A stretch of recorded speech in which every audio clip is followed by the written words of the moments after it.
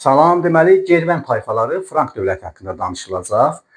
Germanlarda bütün mühüm məsələlər xalq yığıncağında həll olur və iddia icma halında yaşayırdılar. German tayfalarından Oskotlar İtaliyada, Veskotlar İspaniyada, Anglo-Sakslar Britaniyada, Vandallar Afrikada, Franklar Qalliyada dövlətlər yaradıblar. Yəni Qərbi Roma imperiyasının süqutu nəticəsində 476-cı ildə Qərbi Roma imperiyasını süquta uğradılar. 4-cü əsrin ikinci yarısında German tayfaları Roma ərazisinə hücumlara başlayırlar. Qərbi Roma imperiyasını süquta uğradıb həmin ərazilərdə yeni dövlətlər yaradırlar və nəticədə quldarlıq quruluşu feodalizm quruluşu ilə əvəz edilmişdir. Həmin tayfalardan biri Franklar olublar. Deməli, Franklar iki qola ayrılırlar. Onlarda başçılar özlərini hökmdar adlandırsalar da əslində hərbi başçılar idilər. Yəni əsgərlər idilər, belə deyək.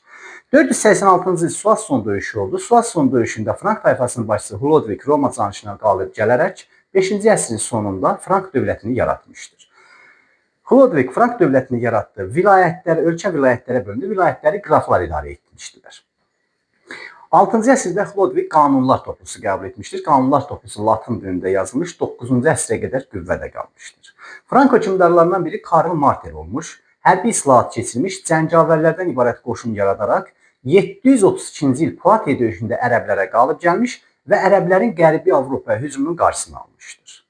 Danışırıq Frank imperiyası. Frank imperiyası 800-cü ildə Böyük Karl tərəfindən yaranmışdır. Deməli, Böyük Karl hərbi islahat keçirir, kəndliləri hərbi xidmətdən azad edir, çünki onların yaraq yasaq almağa imkanları çatmırdı. İtaliya, İspaniyada müharibələr aparır, İspaniyada ərəblərlə müharibələr aparmışdır. Avar xaqanlığını məğlub etmiş, 30 ildən çox Sakslar tayfasına mübarizə aparıb qalib gəlmişdir. Eyni zamanda Bizans və ərəblərlə diplomatik münasibətlər də qurub saxlamışdır. Böyük Karlın yaratdığı dövlət Romadan sonra Avropanı ilk dəfə birləşdirən dövlət olmuşdur. Lakin sonraki dövrlərdə Frank imperiyasında zəifləmələr baş verdi. 9-11-ci əsrlər feodal dağınıqlı dövrü oldu.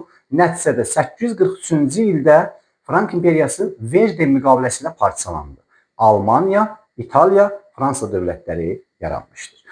Möhkəmləndirək. Deməli, tayfalardan deyək ki, Vandallar harda dövlət yaradıblar? Afrikada. Oskotlar İtaliyada, Veskotlar İspaniyada, Anglo-Sakslar Britaniyada dövlət yaratmışlar. German tayfaları Roma arasında məskunlaşmasının nəticəsində quldarlıq quruluşu dağılır, feodalizm quruluşu yaranmışdır.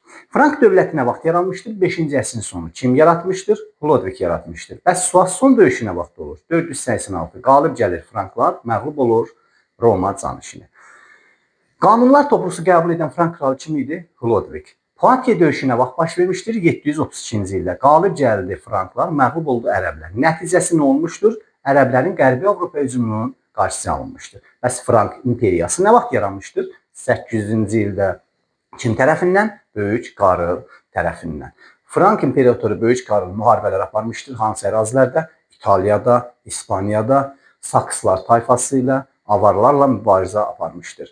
Bəs dövlət, imperiya nə vaxt parçalanmışdır? 843-cü il. Hansı müqavilə ilə? Verden müqaviləsi ilə. Hansı dövlətlər yaranmışdır? Almaniya, İtaliya, Fransa dövlətləri yaranmışdır. Mövzumuz bundan ibarət idi. Sağ olun.